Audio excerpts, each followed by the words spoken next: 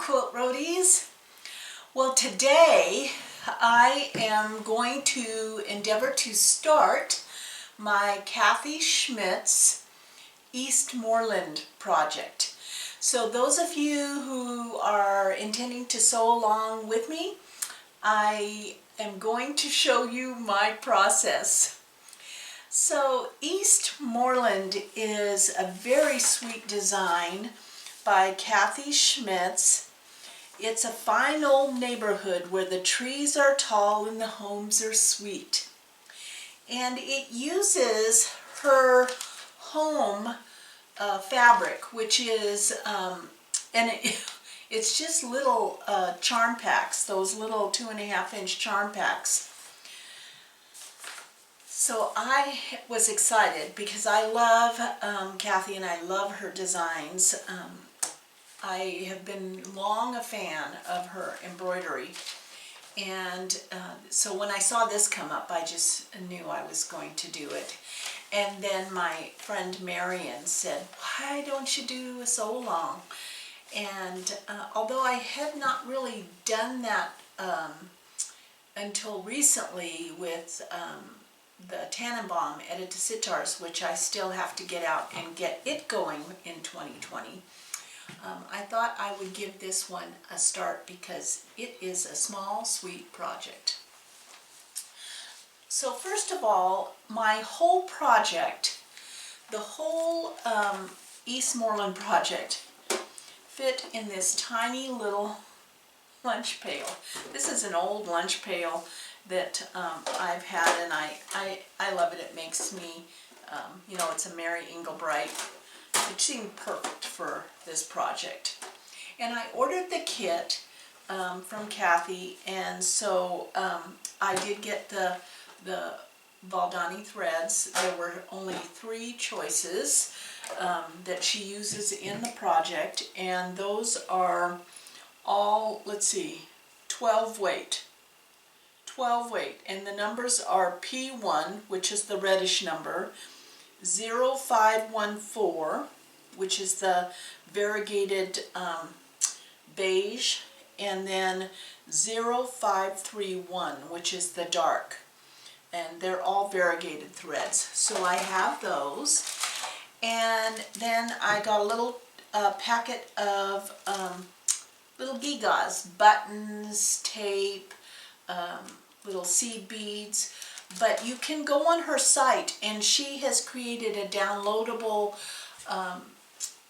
product for this particular project, and you can print it yourself on fabric in your own printer. So there are instructions on all of those printable fabric products out there, so you can do that. So let me just explain what I've done.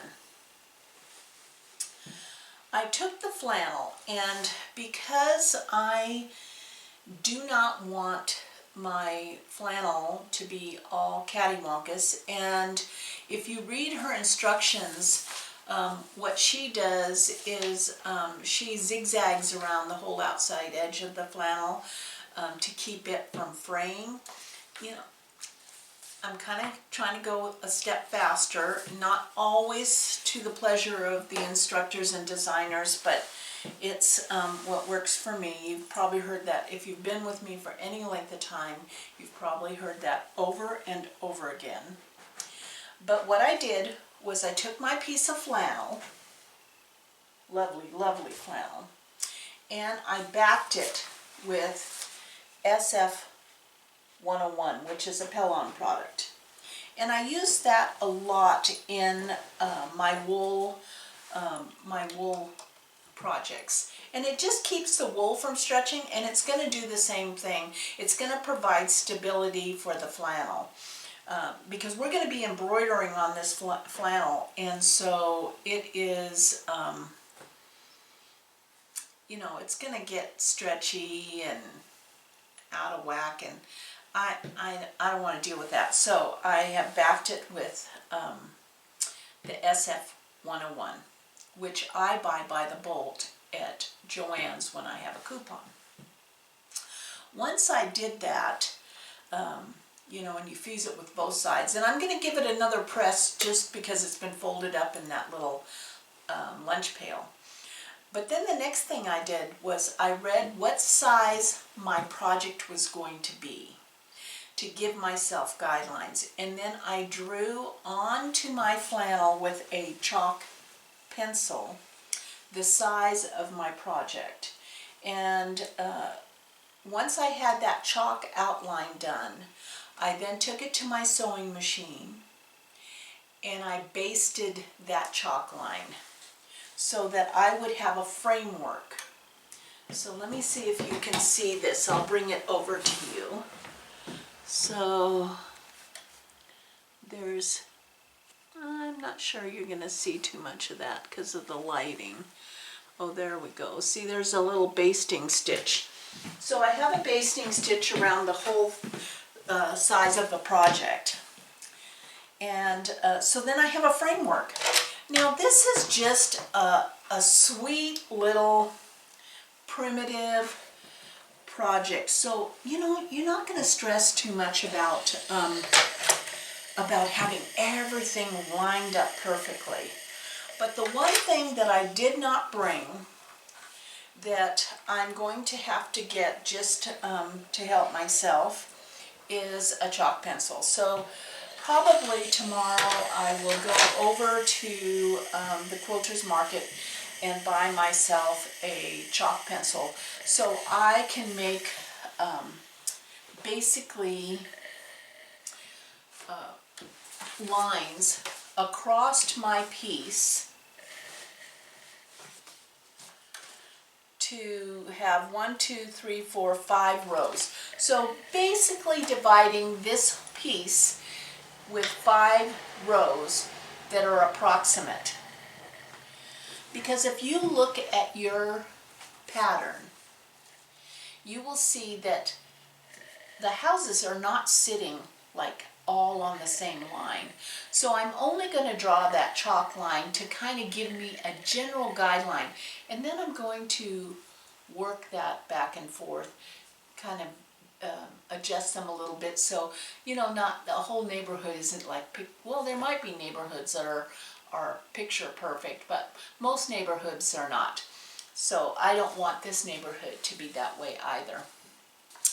And then as far as the embroidery goes, I'm just going to use the chalk pencil and rough sketch it. You know, there's no tracing. You basically look at this and eyeball it. Trees don't grow perfectly the same symmetrical shape, and she did not draw it that way. What I have done, and what she suggested, was to cut out templates. Before I use my fusible, and I do use soft fuse, and I'm going to mix and match up all of these little charm packs for the houses. I drew this template page, which has all the different shapes of the houses, onto an envelope, because that's all I had. I wasn't willing to cut up my Christmas cards yet. They're a little sturdier. But if you have like index cards or manila files or something that you want to cut up, it would be easier to then cut these shapes out and then trace them onto your soft fuse. And remember, you're going to be tracing them on the smooth side of the soft fuse, because the rough side is the side that has the stickum. And we need to draw a variety of, I believe, 30 different 30 different houses. Yeah, 30 house sets. And we want to mix and match them, you know, mix and match the fabrics, and so they don't all look the same and they aren't perfect. And she traced it on a lightweight cardboard, or like a cereal box. So once I trace all of those onto my soft fuse, and this is my soft fuse, this is how I buy it. It's I get it at my local quilt shop, and although it says it's a dry steam product, I steam the heck out of it. And so I will be cutting that out, and then cutting these pieces out of my envelope, tracing them on my soft fuse so that I have 30 different sets. And then I'm going to sit here with my June Taylor pressing mat and cutting board that I brought, and that is this, it's an ironing board on one side and a cutting board on the other. And so it's going to be fun to press those house shapes onto those little charm packs.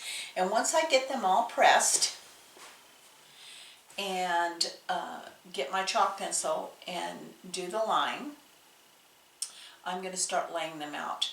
And I'm not going to be measuring, I'm just going to be eyeballing.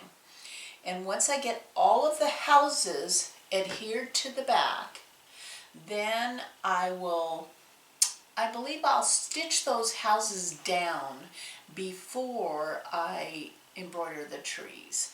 Just so that, I'm a firm believer, like when I do wool, that you know, if anything's going to come up, you want to stitch that first.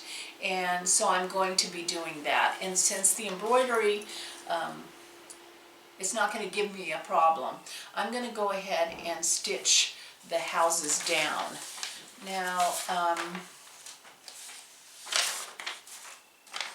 she gives you really good instructions, and on the embroidery and such, but I think I'm going to just going to kind of do a variety of different stitches like she has done. She's done buttonhole on some, she's whipped on some.